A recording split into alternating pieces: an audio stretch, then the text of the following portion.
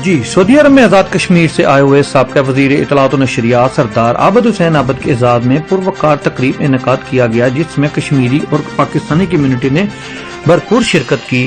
مہمان خصوصی سردار عابد حسین عابد نے کہا کہ دنیا کی تاریخ میں ایسی مثال نہیں ملتی کہ 201 دن سے بھارت کی 8 لاکھ فوج نے مقبوضہ کشمیر کے لوگوں پر لاک ڈاؤن کیا ہوا ہے، بچے اسکول نہیں جا سکتے، تدفین کرنا مشکل ہے۔